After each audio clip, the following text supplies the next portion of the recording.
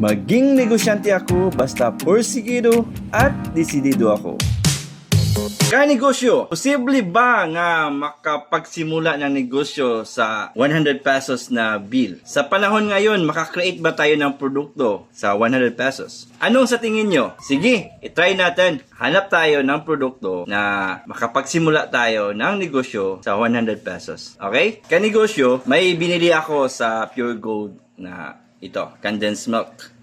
Okay? At bumili rin ako ng 10 pesos na peanut money. Okay? So, ang amount nito is 39 pesos and 10 pesos. So, ang gagawin natin ngayon ay yung famous na delicacies ng Pinoy.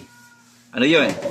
Yun ang yema. Pero ang yema, most of them are using only condensed milk. But now, here, ang gawin natin is lagyan natin siya ng peanut. Okay? So, 39 pesos plus 10 pesos. Then, meron tayong additional na ingredients na oil at saka sugar. Iko-cost natin yan. But this product, kaninga produkto is below 100 pesos. Okay? So, subaybayan nyo ako. Gawin natin ang yema na produkto. So, kanegosyo, yung mani natin, i-grind natin ito gamit ng ating food processor.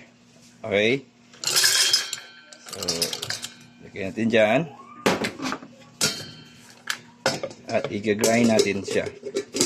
So, kanegosyo, ito na po siya after na-grind natin sa food processor. Okay, hindi na natin siya smash ng pino. Pero ganitong texture niya, okay na to. Okay? So, ito na po yung ingredients natin. Yung condensed milk at saka ito yung crush na mani. Okay, simulan natin magluto. Okay, magpainit tayo ng kaha natin. At maglagay tayo ng konting oil. Ganyan. Natin ng konting oil. Okay, when mainit na yung kalaha natin, at saka natin ilagay yung condensed milk natin. Okay.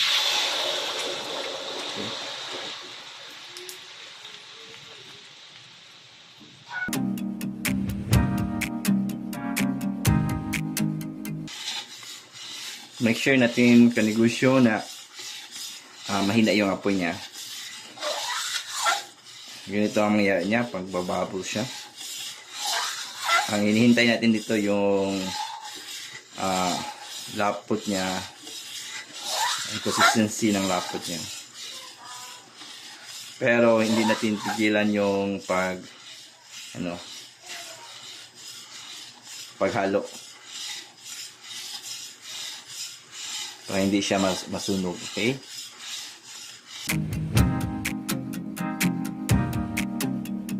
Tapos lagay natin yung crush natin na mani.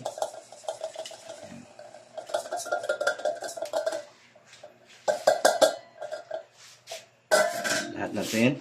Tapos continue tayo mag-stir.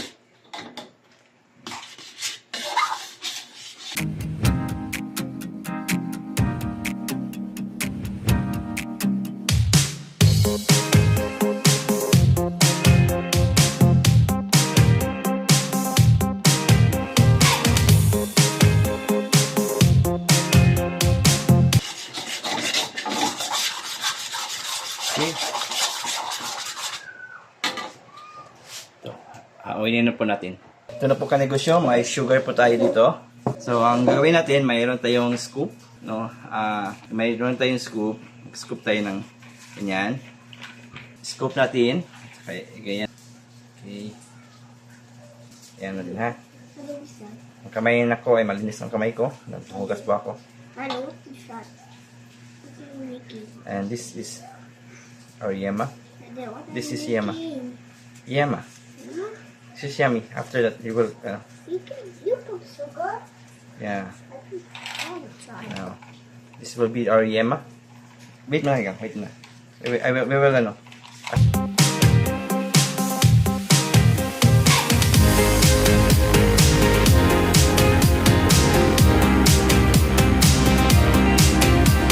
Kanegosyo, ito na po yung yema natin. Ganyan po kalaki. Okay. Yan. I had it. Okay, okay. Oh, yeah. So, kanegosyo, gawa tayo ng 70 pieces na ganito kalaki na balls. Okay. So, ito. Kanegosyo, kagawa tayo ng 70 pieces na ganun kalaki na yema. At nilagay natin siya dito. Sa 70 pieces, ang laman nito is 14 pieces. So, if 14 pieces na balls, kano ba yan?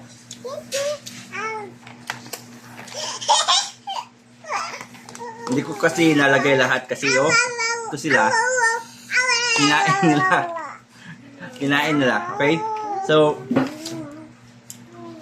ang isang bote nito is 14 pieces ang laman.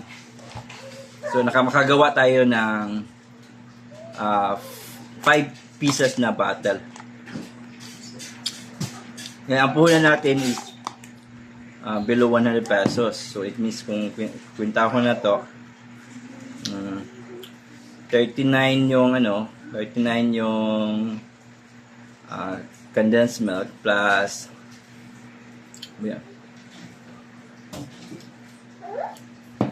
money na 10 pesos. Then, sa pa. Plus oil. May oil is 1 peso lang. Gasol is, example, 10 pesos. Okay. Pamasahe. Yan yung pamasahe ng 15. So, ang gasto lang natin is 75 pesos. Okay.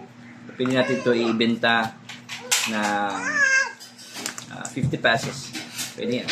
So, makakamot ka kung 50 times 5 bottles, may 250 pesos ka. Tapos, minus mo yung sa cost mo na 75. Kano ba? Minus 250 minus 75. So, may tubo ka na 175. So, more than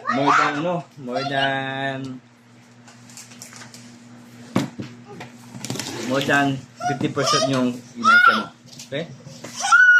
Sarap ya. Sarap.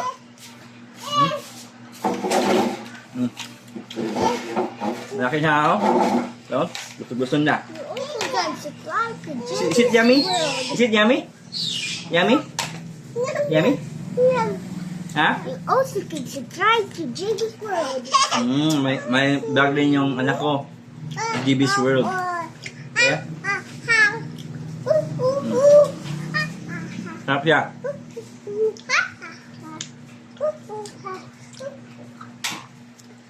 Hindi ko na siya nalagay lahat.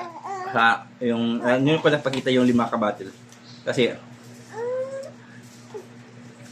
kinain nila eh. Kinain nila. Wow. Sarap to. Gusto niya Yummy? Chocolate. Parang white chocolate? Okay.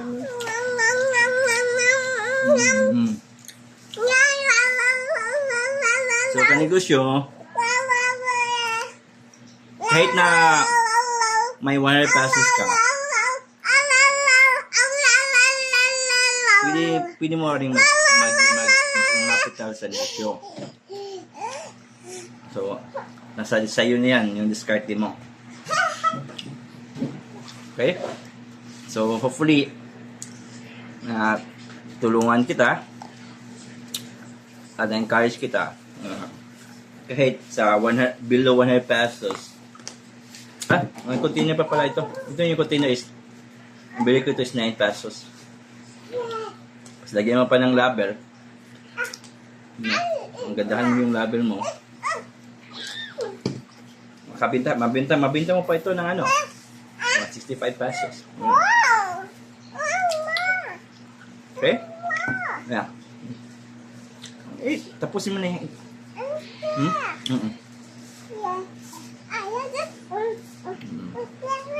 Okay. Dali.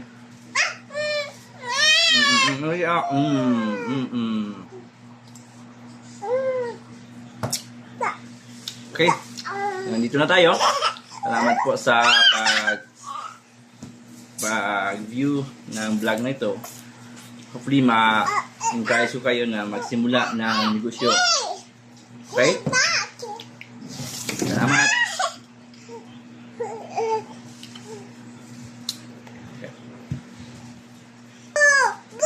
Okay, AJ, anong comments mo sa gawa ni Daddy? May. Masarap? Okay. Sabihin mo naman sa kanila. Sarap tayo. Okay. Yeah, thank you.